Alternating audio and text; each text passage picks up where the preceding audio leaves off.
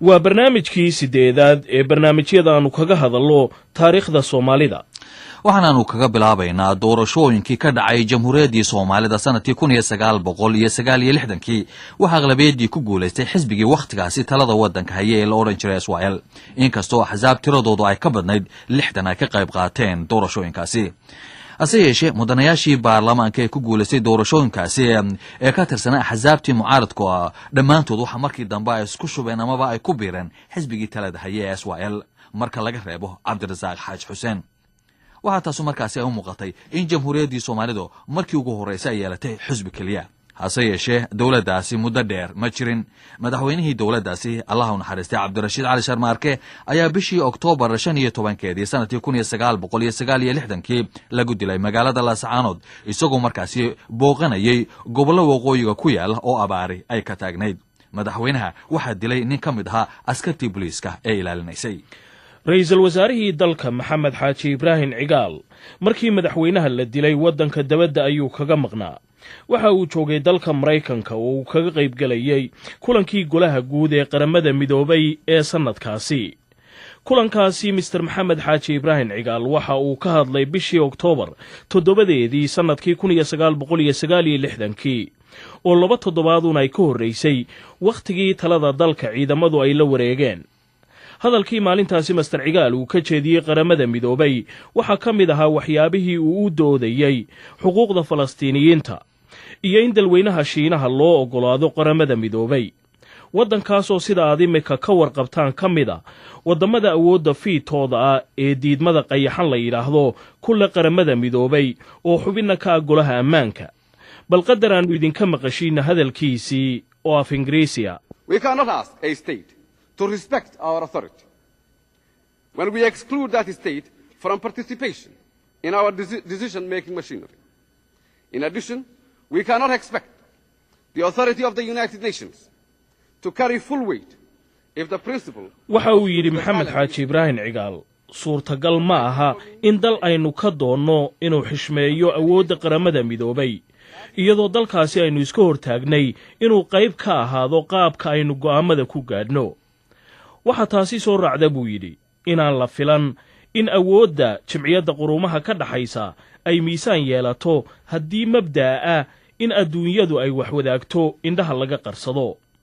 waxa igu filan buu yidhi inaan idhaahdo in aniga iyo waftigayguba aanu taageeri doono sidii aanu horeba had iyo jeer u yeeli jiray wixii go'aana ee u suura gelinaya jamhuuriyadda dadka Shiinuhu in kaalinta xaqa ay ugu leeyihiin ay ka galaan qaramada midoobay haddii ay ahaan lahayd golahan loo dhan yahay ka ammaanka iyo hay'adaha kaleba. haddaba Maxamed Xaaji Ibrahim Cigaal markii lagu wargeliyay in madaxweynihii dalka la dilay ayuu si degdeg ah ugu soo laabtay dalka si ugu hawlgalo sidii madaxweyne cusub loo dooran lahaa oo bedela Allah u naxariistay Cabdirashiid Cali Sharmaarke.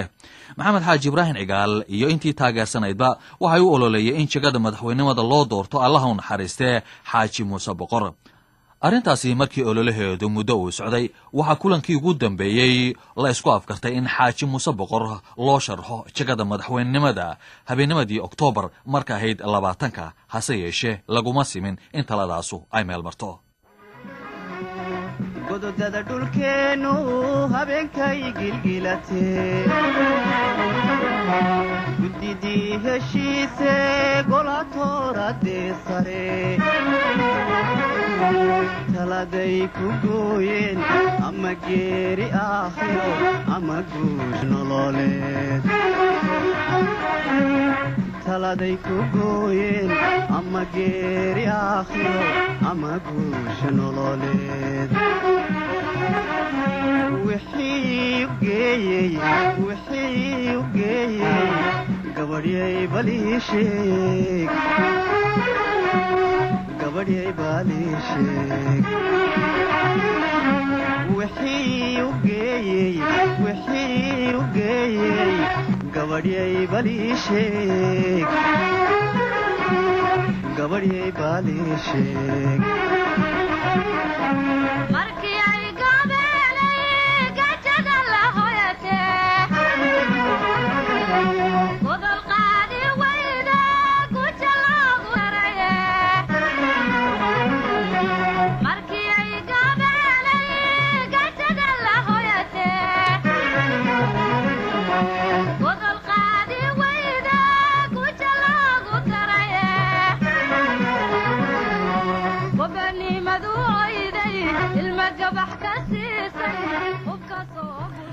habeennimadii 21 Oktoobar sannadkii 1969 ayaa ciidamadu ay la wareegeen taladii dalka Soomaaliya.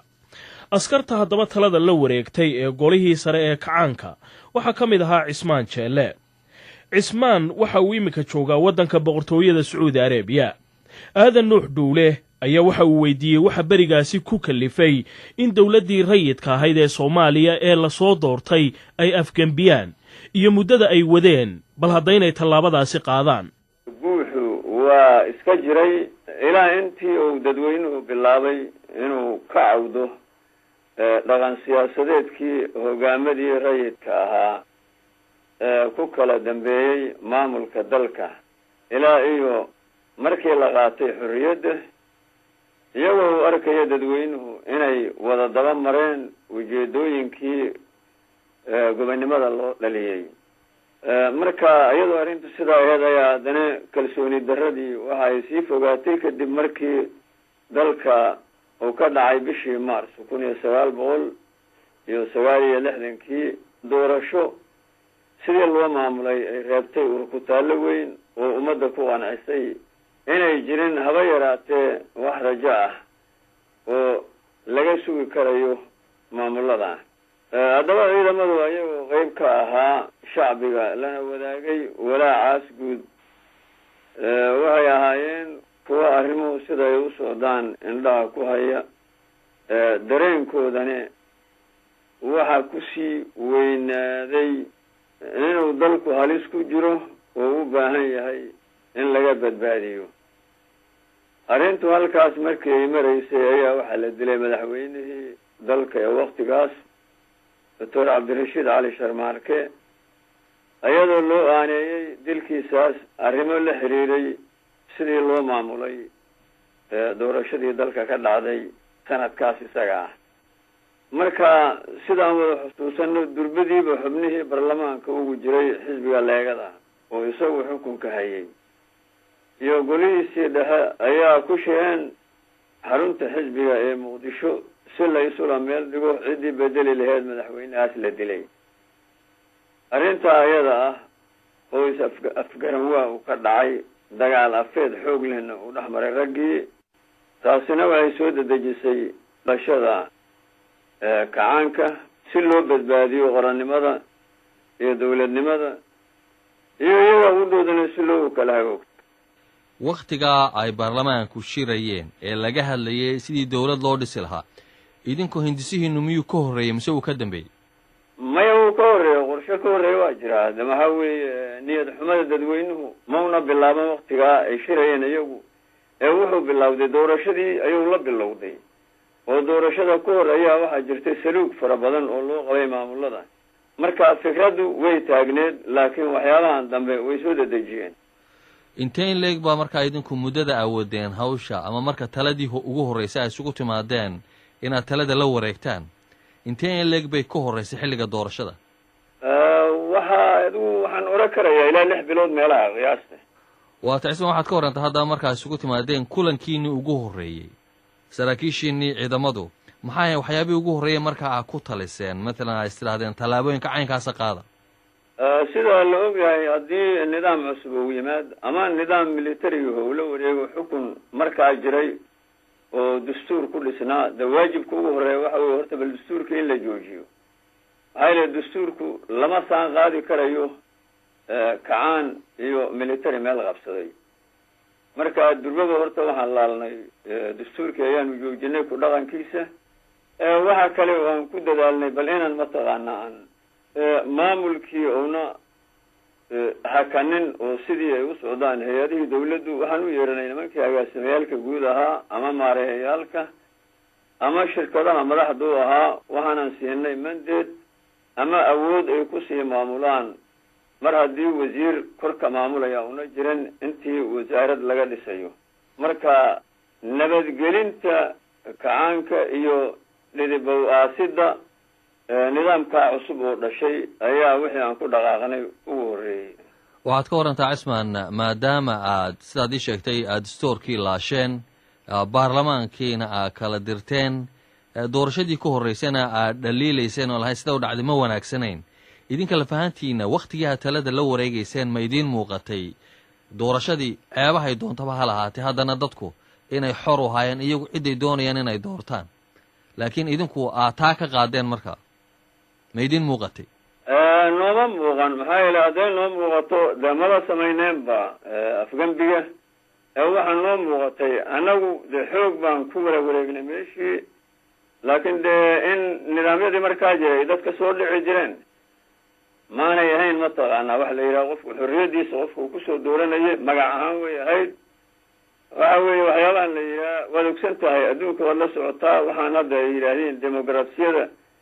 waxay ku timaad tartan xalaal ah oo caddaan ah oo la yaqaan oo qofku wuxuu sheegaya iyo meeshuu ka yimid iyo xataa meeshii uu kambaynka uu gelayay ama tartanka dacaayadii uu samaynaya lacagtii meeshuu ka keenay marka waxa weeye adduunka ama waa in wixii sidii dadkii samaystay oo reer galbeedku ay u samaysteen loogu dhaqmaa ama de waa inaan laga been sheegin marka annagu been ma aanaan sheegin waanan u bareerinay inaan dadka usoo dhicino ayaana annaga kollay ujeedadeenu ay ahayd laakiin dee iyagu mataqaanaa awooddii iyo dhaqaalihii dawladda ayaa lagu geli jiray anigu nin ahaan waxaan xoogga dalka soomaaliyada wakiil uga ahaa xafiiskii hogaaminta doorashadii 69 say wax u dhacayeen iyo ciidamadana la weydiinaya meesha loo diray iyo cabashooyinka soo dhacayo intoo idil badan akrinayo goobjoogniman u ahaa taa waxaa dheer de dadka nafsadooda way caba jireen maansooyinkooda laga garanayaa heesahooda laga garanayaa gabayadii baa laga garanayaa waxa taas gabagabadii wada caddaynayo markii annagu aan ade caddaynay in ciidamadu la wareegeen meesha ummadda soomaali meel kasoo joogtay hambalyay noo soo wada dirtay waa soo banbaxeen waxa inaga hor yimid oo maxaad u samayseen la yidhaha baga mooye maanaan arag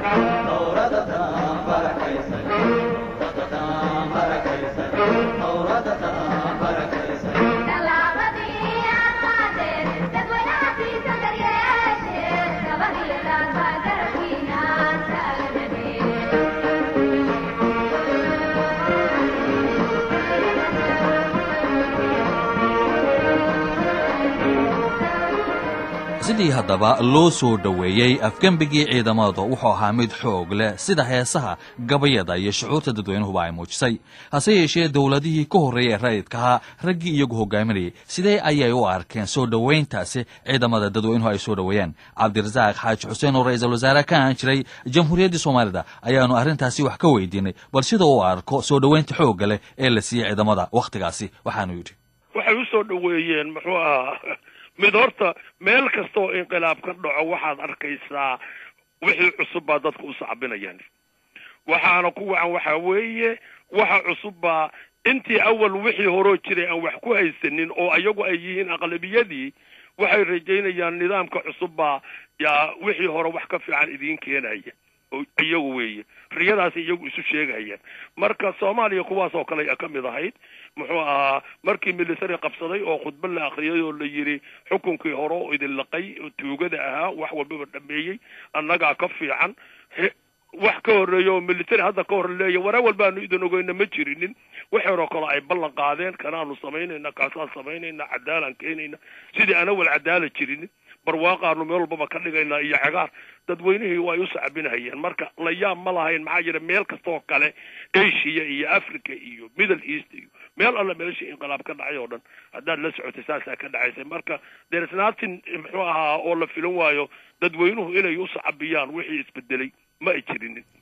sidii uu haddaba sheegay Cismaan Maxamed Jeelle markii ciidamadu ay la wareegeen taladii dalka waxay u yeedheen rag tiradoodu ay ahayd ilaa kontomeeye oo ahaa mutacallimiintii markaasi la tuhmayey ama jagooyinka sare ka hayay xagga maamulka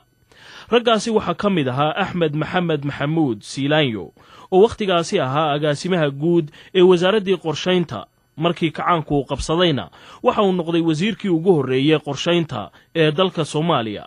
iminkana waxa weeye wasiirka qorshaynta ee dalka la magac baxay Jamhuuriyadda Somaliland. haddaba aadan nuux ayaa siilaanyo oo iminka jooga magaalada London waxa uu weydiiyey u yeedhidii ciidamada qabsaday talada dalku ay u yeedheen isaga iyo raggii kaleba. runtii waxa weeye markii ay ciidamadu meesha qabsadeen waxa marka hore waxay isla galeen xeradii la odhan jiray Afisyoon oo ka mid ah xerooyinka ciidamada iyana may kala soocnayn markaa way isku wada dhex jireen ciidamada military saraakiil badan oo ka mid ah iyo kuwa police-ka intuba way ku jireen. anagu markaa ciidamada qabsaday mooyaane maan ogeyn exactly cidda qabsatay dadka qabsaday kuwa ay yihiin. isla markaa waxaa la soo urushay dad badan oo rayid ah oo mutacalimiin iyo waxgarad loo arkayay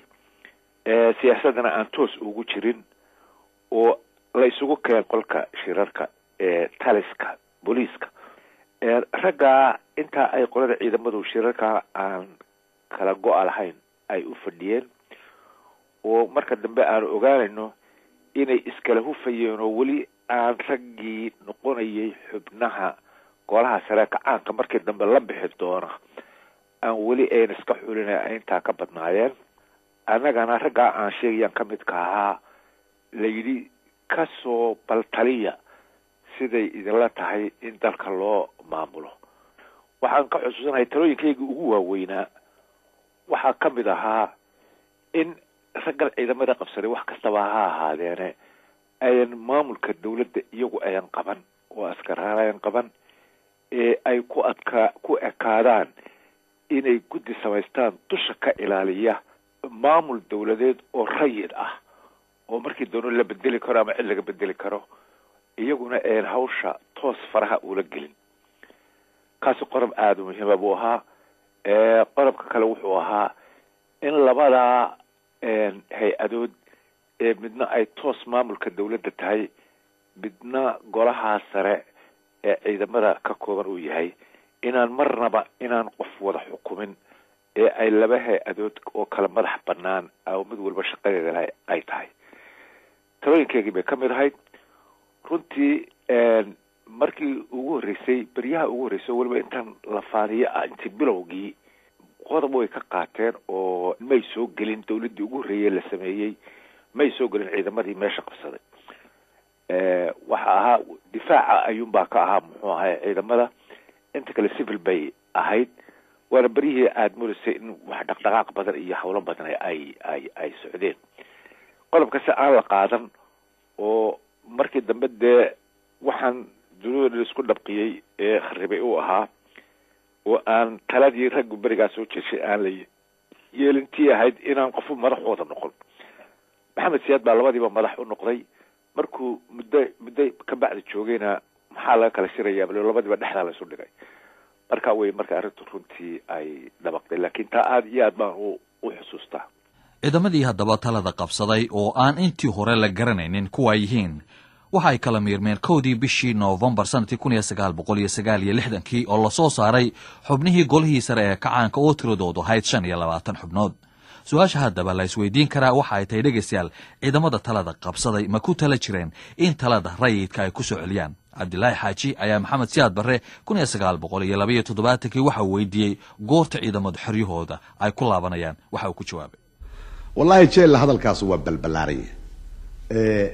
wuxuu u balbalaaraya sida hadii adigu u fakarayso ama hadda meesha ka timid looga fakaro iyo sida halka aan uga fakarayno waxa suurtooda inay kala duwan yihiin. marka haddaan ku jawaabo saan halka uga fakarayno baan kugu jawaabaya. waxaanu leenahay xukunku waa inuu ku jiraa shaqaalaha iyo beeraleyda iyo dadka shicbi weynaha iyo askarta inay dad isku dada yihiin laba midab ayaan kala lahayn bay annaga nalata.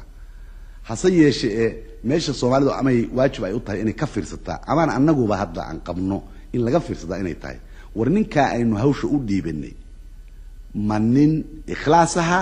oo si fiican noogu shaqeynayo caadilnimo noogu shaqeynaya